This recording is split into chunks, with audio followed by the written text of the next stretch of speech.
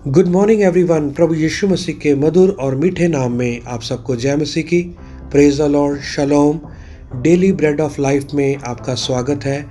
आज की इस सुंदर सुबह में यहोवा बाप पिता यीशु मसीह आपको बहुतायत से आशीषें और बरकतें दे। आज का वचन उत्पत्ति 6 अध्याय उसका 14 और 15 वचन यहाँ पर ऐसे लिखा है, इसलिए तू गोफेर वृक्ष की लकड़ी का एक जहाज बना ले, उसमें कोठरियाँ बनाना और भीतर बाहर उस पर राल लगाना, और इस ढंग से उसको बनाना जहाज़ की लंबाई 300 हाथ, चौड़ाई 50 हाथ और ऊंचाई 30 हाथ की हो। मेरे प्रियो, इन वचनों को सुनते और देखते हुए हमें ये पता चलता है कि यहोवा ने अपना दिल नूह के साथ साझा किया है और यहोवा ने अपनी योजना नूह को बताई है। एक बात मैं आपको ज़रूर बता देना चाहता हूँ, जिसके पास योजना नहीं है वो कभी भी बुद्धिमानी के साथ निर्णय नहीं ले सकता। नूह ने जहाज़ को बनाने के लिए निर्णय लिया जो कि यहोवा की तरफ से था। मेरे प्रियो, कई बार हम योजना यहोवा से लेते हैं, निर्णय अपने ही लेते हैं, उसका नतीजा असफलता यानी कि फेलुअर ही निकलता है। यशाया 55 अध्याय उसका 8 और 9 वचन में ऐसा लिखा है, क्योंकि यहोवा कहता है, मेरे विचार और तुम्हारे विचार एक समान नहीं हैं, ना तुम्हारी गति और ना मेरी गति एक सी है। क्योंकि मेरी और तुम्हारी गति में और मेरे और तुम्हारी सोच विचारों में आकाश और पृथ्वी का अंतर है। वाकई में मेरे प्रियो, ये बात बिल्कुल 100% सही है कि यहोवा की सोच और हमारी सोच में ज़मीन और आसमान का फ़र्क है। हम योजना तो बनाते हैं या योजना तो लेते हैं, पर मर्ज़ी या डिसीज़न या निर्णय अपने ही लेते हैं। जब हम मत्ती उसका 19 अध्याय उसका 21 और 22 वचन में हम पढ़ते हैं, वहाँ पर एक व्यक्ति है जो धनी था और वो यीशु मसीह के पास आता है और वो कहता है कि मैं सिद्ध होने के लिए क्या करूं, यानी कि अनंत जीवन पाने के लिए मैं क्या करूं। तो यीशु मसीह ने उसको कहा, जो कुछ तुम्हारे पास है वो सब कुछ बेचकर कंगालों को दे और तुम्हें स्वर्ग में तुम्हें स्वर्गीय धन मिलेगा।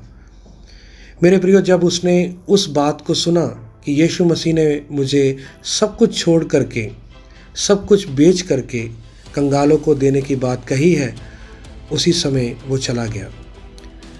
मैं इस वचन से आपको क्या बताना चाहता हूँ, क्योंकि उसने निर्णय नहीं लिया। आया तो सही, वो योजना करके वो आया यीशु मसीह के पास।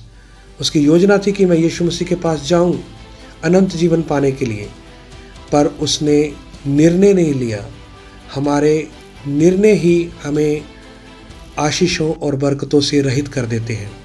मेरे प्रियो, जितने भी आप लोग सुन रहे हैं, मैं आपसे यही आग्रह करना चाहता हूँ कि आप अपने जीवन में यहोवा के मुताबिक निर्णय लें।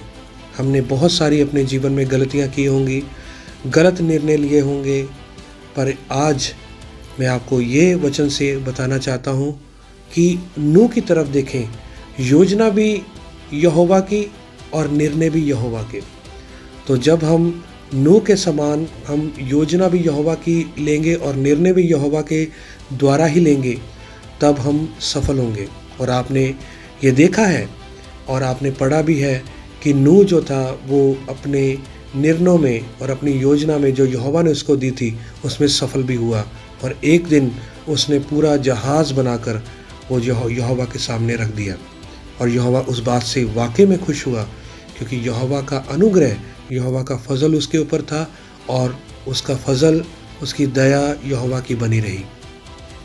क्या आप चाहते हैं कि यीशु मसीह की दया और उसका अनुग्रह आपके जीवन में बना रहे?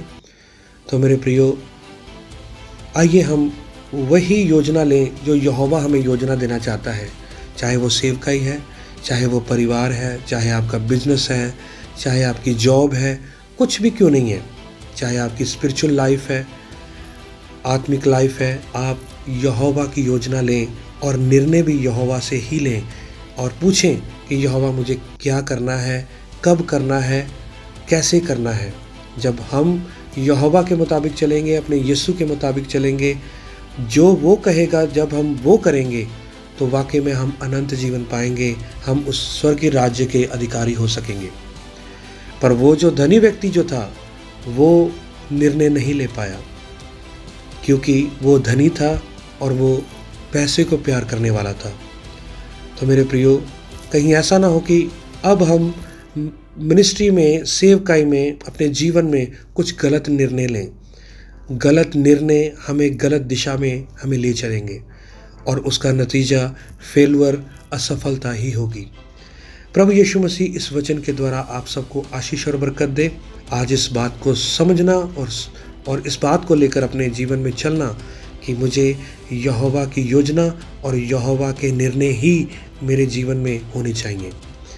यहोवा एडोनी इलोहिम आप सबको इस वचन के द्वारा बहुत तायत से आशीष और बरकत दे। सबको जय मसीह की।